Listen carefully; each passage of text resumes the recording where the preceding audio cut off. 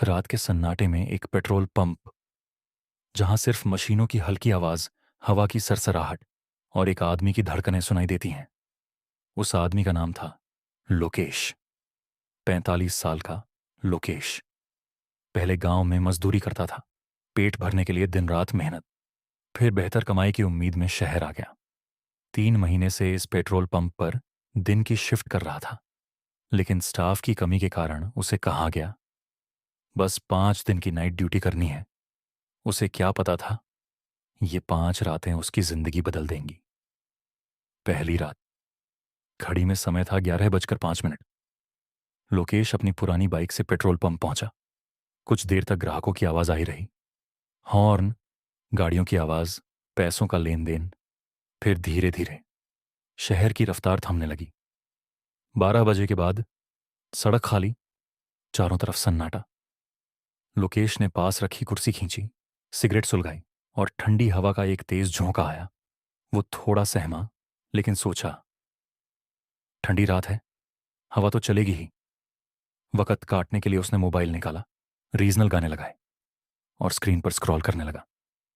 कुछ देर बाद उसने समय देखा, 1:09। करीब 2 घंटे गुजर चुके थे। ठंड बढ़ रही थी तो वह ऑफिस रूम के अंदर चला गया। तभी अचानक पूरे पेट्रोल पंप की लाइट चली गई। दत्त तेरे की, वो बड़बड़ाया। उसने टॉर्च उठाई और जागते रहने के लिए बाहर आ गया। अब पेट्रोल पंप टॉर्च की हल्की रोशनी में डूबा हुआ था। मशीनें, पाइप, बोर्ड सब डरावने साए बन चुके थे। तभी उसे लगा जैसे किसी ने पीछे से धीमी आवाज में कहा, पेट्रोल भर दो। लोकेश पलटा। वहां कोई नहीं था। उसने सोचा, शायद गाने सुनते सुनते वहम हो रहा है। लेकिन फिर वही आवाज, इस बार थोड़ा साफ, पेट्रोल भर दो। इस बार उसकी रीढ़ में सिहरन दौड़ गई। वो धीरे धीरे टॉर्च घुमाते हुए पंप की तरफ बढ़ा और वहां एक पुरानी काली बाइक खड़ी थी, जिसे उसने पहले कभी नहीं देखा था। बाइक के पास कोई नहीं, लेकिन स्टैंड पर टिक कर खड़ी थी जैसे कोई अभी अभी उतरा हो। लोकेश ने टॉर्च की रोशनी बाइक पर डाली। नंबर प्लेट टूटी हुई थी और सीट पर मिट्टी और सूखे खून जैसे दाग। उसका दिल तेज धड़कने लगा। तभी पंप की मशीन अपने आप बीप करने लगी, जैसे पेट्रोल भरने का आदेश मिला हो। लोकेश पीछे हट गया। उसने मशीन को हाथ भी नहीं लगाया था। डर के मारे वह ऑफिस की तरफ भागा, लेकिन दरवाजा अंदर से बंद हो गया। उसने धक्का दिया, दरवाजा नहीं खुला।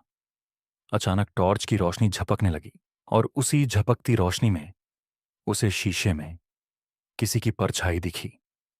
एक आदमी, हेलमेट पहने हुए, पूरी तरह जला हुआ, धीरे धीरे उसकी तरफ बढ़ रहा था। लोकेश ने पलटकर देखा, पीछे कोई नहीं था, लेकिन शीशे में वो आकृति साफ दिख रही थी। उसके कानों में आवाज गूंजने लगी, पेट्रोल भर दो। डर से कांपते हुए लोकेश ने टॉर्च गिरा दी और उसी समय बिजली वापस आ गई। सब कुछ सामान्य, ना कोई बाइक, ना कोई आदमी, सिर्फ खाली पेट्रोल पंप।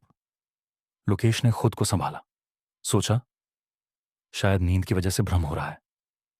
वो पानी पीकर बैठ गया। लेकिन तभी उसे ऑफिस की दीवार पर एक पुरानी फोटो दिखी, जिस पर धूल जमी थी। उसने फोटो साफ की। उस फोटो में एक आदमी था, हेलमेट पहने, बाइक के साथ, और नीचे लिखा था, रमेश, 3 साल पहले पेट्रोल चोरी करते पकड़ा गया, पेट्रोल डालकर जिंदा जला दिया गया। लोकेश के हाथ कांपने लगे। तभी उसके मोबाइल में नेटवर्क अपने आप चला गया और स्क्रीन पर एक मैसेज पॉपअप हुआ, 3 साल से कोई पेट्रोल नहीं भरा, उसका खून जम गया। तभी बाहर से बाइक स्टार्ट होने की आवाज आई। ट्रर। लोकेश भागकर बाहर आया। वही काली बाइक अपने आप स्टार्ट हो रही थी और धीरे धीरे पंप की तरफ बढ़ रही थी, बिना किसी के। मशीन अपने आप चालू हो गई, मीटर चलने लगा और पेट्रोल जमीन पर गिरने लगा। लोकेश चीखा, बंद हो जा। लेकिन मशीन नहीं रुकी। अचानक पेट्रोल जमीन पर फैल गया और उसमें आग लग गई। पूरा पंप आग की लपटों में गिर गया। आग के बीच वही जला हुआ आदमी खड़ा था, हेलमेट पहने, लोकेश को घूरते हुए। और अगले ही पल सब गायब। ना आग, ना बाइक, ना कोई आदमी, सिर्फ शांत, खाली पेट्रोल पंप। लोकेश जमीन पर बैठ गया, पसीने से भीगा हुआ। घड़ी में समय था 1:10। सिर्फ 1 मिनट बीता था, लेकिन उसे लगा जैसे घंटों गुजर गए हों। सुबह जब दूसरा स्टाफ आया, उन्होंने देखा लोकेश कुर्सी पर बेहोश पड़ा था और उसके हाथ में पेट्रोल की पर्ची थी जिस पर लिखा था 500 रुपये। पेट्रोल भरा गया, लेकिन उस रात कोई ग्राहक आया ही नहीं था। उस दिन के बाद लोकेश ने कभी नाइट शिफ्ट नहीं की और कुछ महीनों बाद उसने वो नौकरी छोड़ दी।